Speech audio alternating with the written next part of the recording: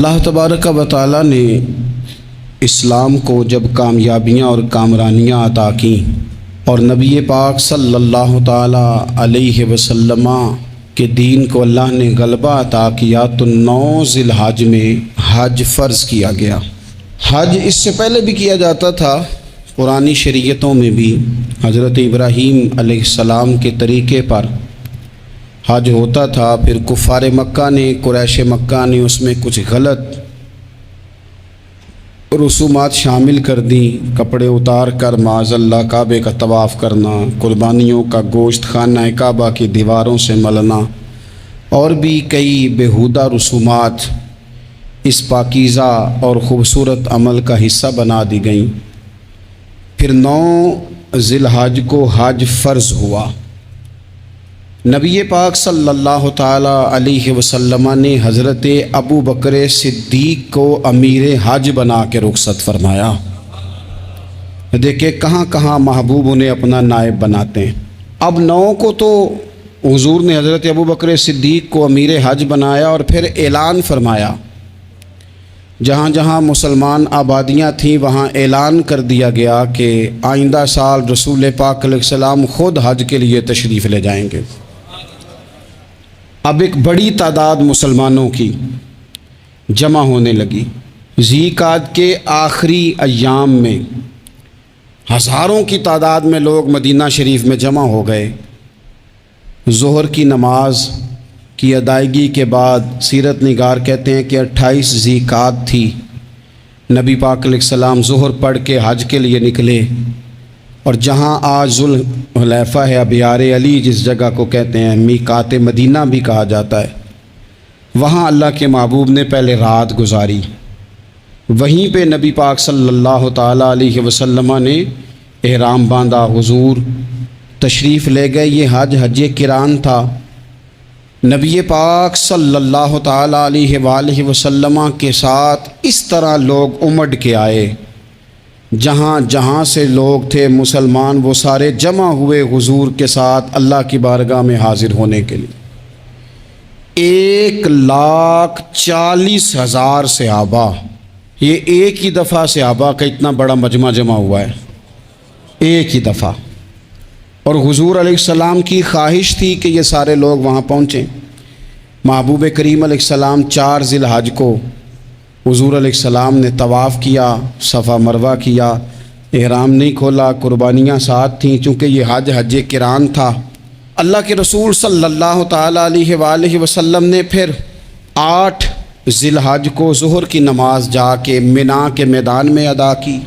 9 ذی الحج کو مسجد نمرہ کے پاس کوہ صبیر پر جب سورج کی کرنیں چمکیں، قربان جائیں کیا نظارہ ہوگا۔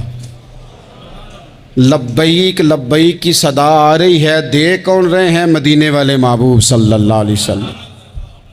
حضور اس لشکر حسن کو لے کر، اس نور بھرے قافلے کو لے کے، یہ کون ہیں جو حضور کے ساتھ سارے نکلے ہیں؟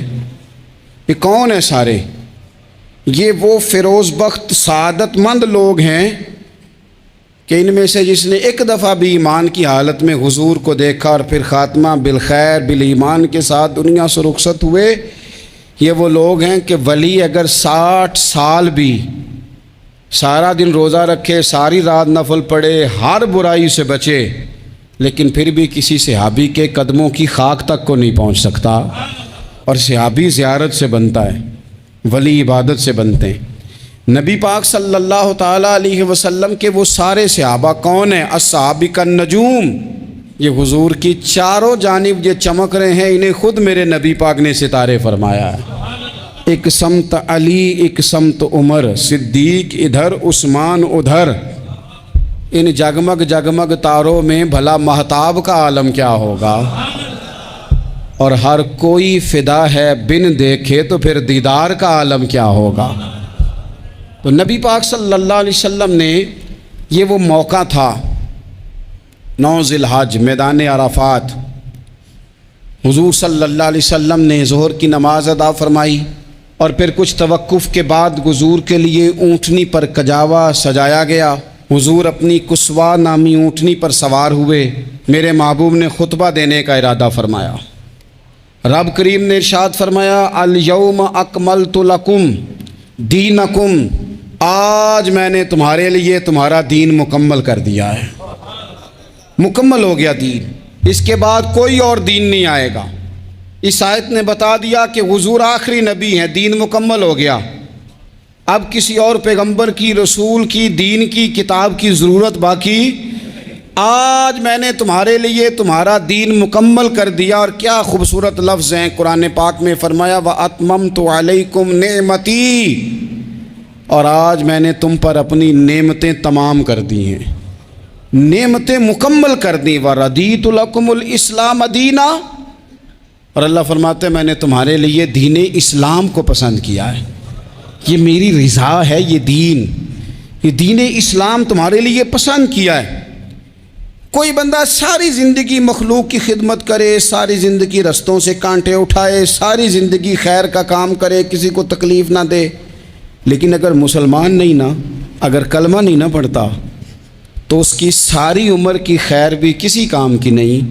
इसलिए कि रब फरमाता है जड़ दीन इस्लाम है, जड़ होगी तो फिर शाखें कबूल की जाएंगी ना। तो अगर जड़ ही सिरे से नहीं है तो खैर करने का माना। कुछ लोग कुफार की, मुशरिकीन की तारीफ़ करते हैं कि जनाब बल्ले बल्ले इतने वेलफेयर काम हो रहे हैं, तो याद रखो सबसे ज़रूरी जड़ है।